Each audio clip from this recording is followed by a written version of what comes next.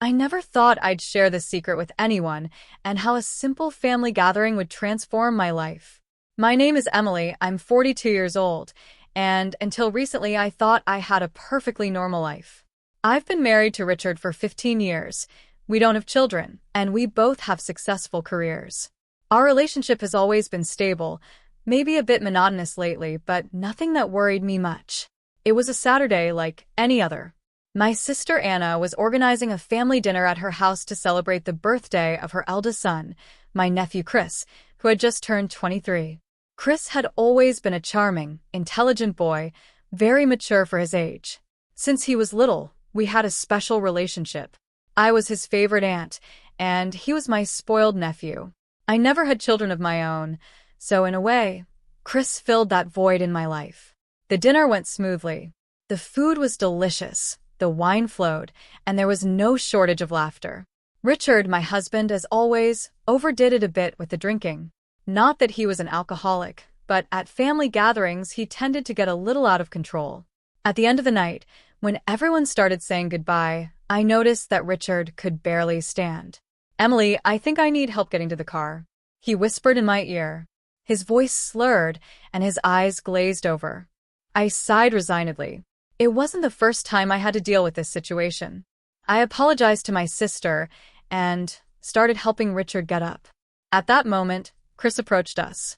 "Aunt Emily, do you need help?" he asked with genuine concern. "Thank you, dear. The truth is, yes, your uncle is a little indisposed," I replied, grateful for the offer.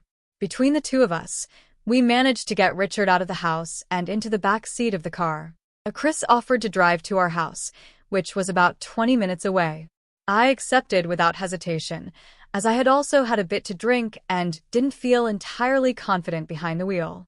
During the trip, Chris and I chatted animatedly about his studies and his plans for the future. I had always been proud of him and how he was getting his life on track. In the back seat, Richard snored softly. We arrived home, and again we had to make a joint effort to get Richard out of the car and into the bedroom. We carefully placed him on the bed, and I took off his shoes. Chris was waiting at the bedroom door, as if not wanting to invade our privacy. "Thank you for your help, Chris. I don't know what I would have done without you," I said as we left the room, and I closed the door behind me. "You're welcome, Aunt Emily. You know you can always count on me," he replied with a smile that seemed strangely intense. We went to the kitchen. I needed a glass of water, and imagined Chris would like to refresh himself before returning to his parents' house. As we drank in silence, I noticed that Chris seemed nervous, as if he wanted to say something, but didn't dare. "Are you okay, dear? You seem a bit tense," I asked, genuinely concerned. Chris took a long sip of water before answering. "Aunt Emily, the truth is, there's something I'd like to talk to you about. Do you have a moment?" His serious tone alarmed me a little. "Of course I do, Chris. You know you can talk to me about anything. What's going on?" He ran his hand through his hair, a gesture he'd made since childhood when he was nervous. "It's complicated. You see, there's a woman."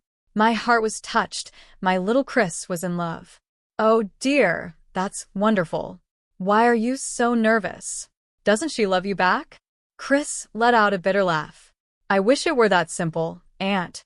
The problem is, she's older than me, a bit older, and she's married." I felt as if a bucket of cold water had been poured over me. I couldn't believe what I was hearing. My sweet and innocent Chris, in love with a married woman. "Chris, I don't know what to say. This is a very delicate situation. Are you sure about your feelings?" He nodded firmly.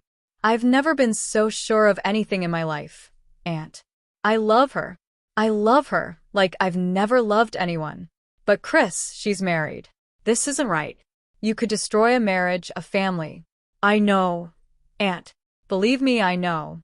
I've been fighting against these feelings for months, but I can't take it anymore. I need to tell her. I need her to you know." I felt a pang of compassion for my nephew. I remembered how intense feelings could be at his age, how everything seemed absolute. "Chris, I understand that your feelings are strong, but you need to think about the consequences. What will happen if you tell her? Have you thought about how this will affect the whole family?" Chris was silent for a moment, as if gathering courage for something. Then he raised his head and fixed his gaze on mine with an intensity that made me shudder. Aunt Emily, the woman I'm in love with, it's you. The world stopped at that instant. I felt as if the ground beneath my feet was disappearing and I was falling into a bottomless abyss. This couldn't be true.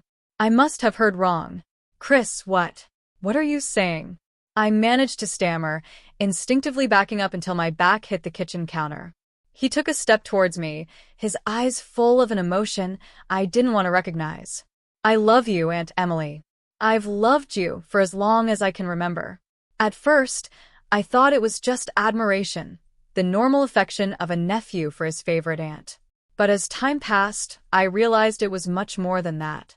You're the most beautiful, intelligent, and wonderful woman I've ever known. My thoughts were in a whirlwind. I couldn't process what I was hearing.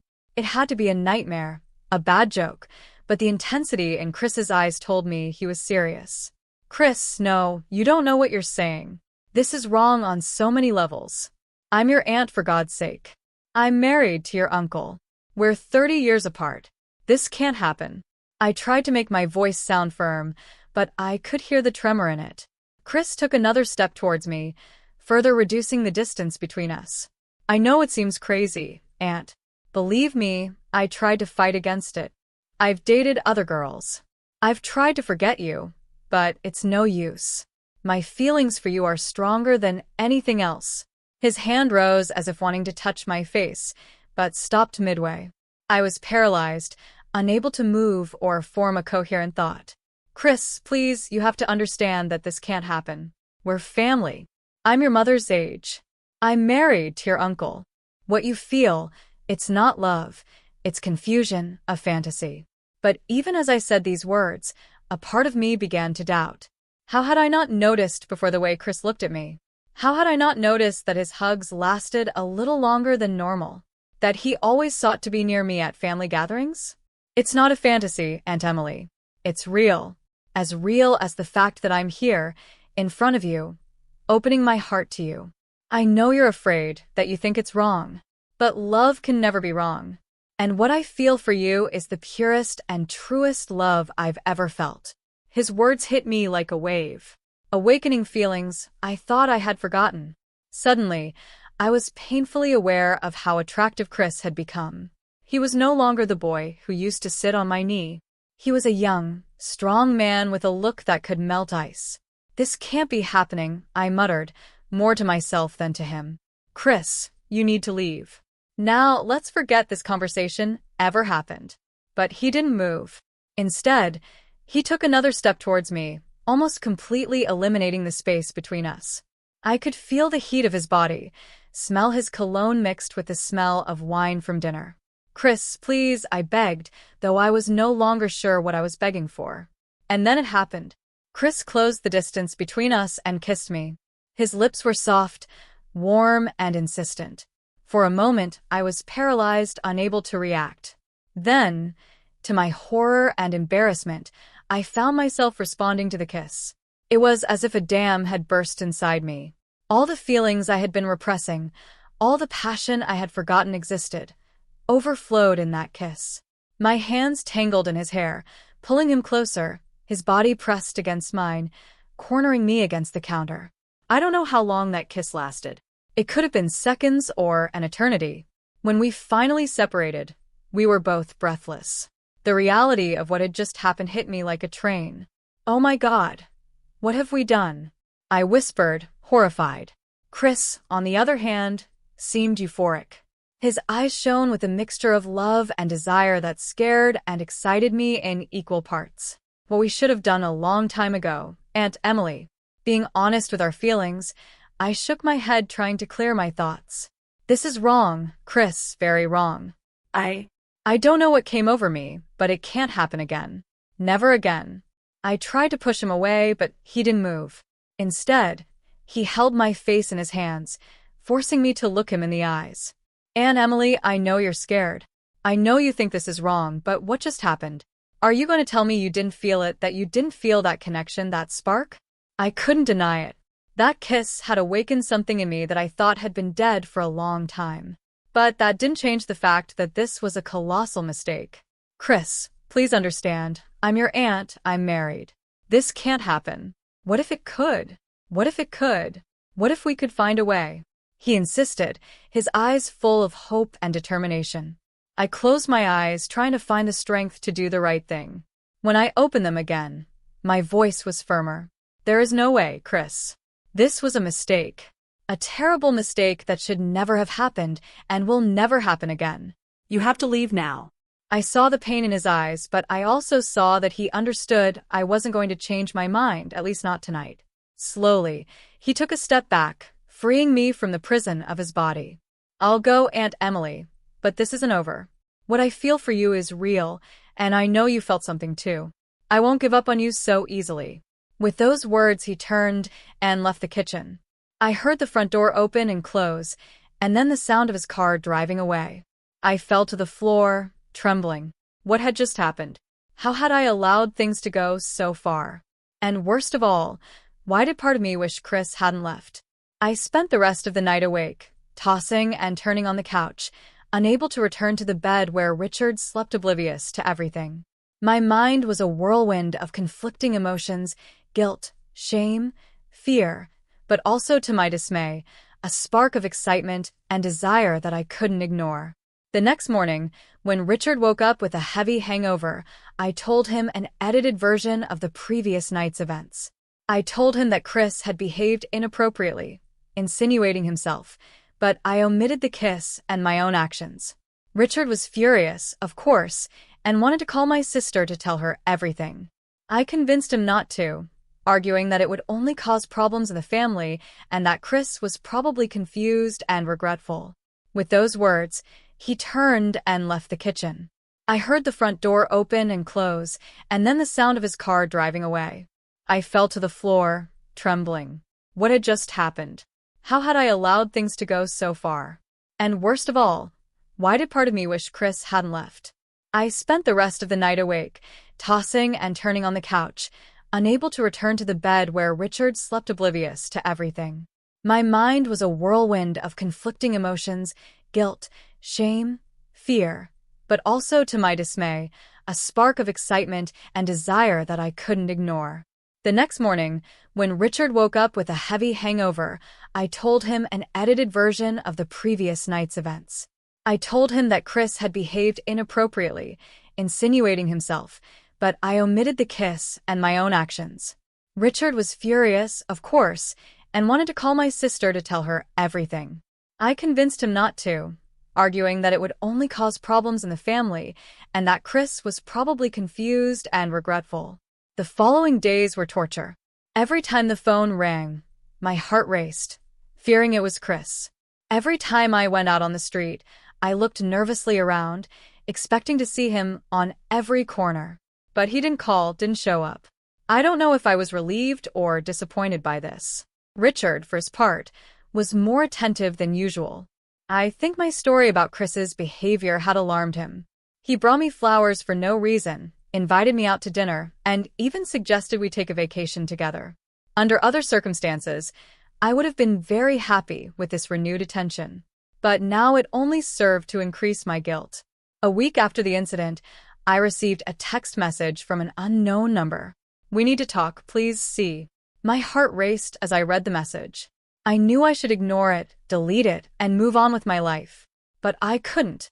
Instead, I found myself replying, "Okay, tomorrow, 3 p.m. at the Park Cafe." The next day was an agony of nerves and anticipation.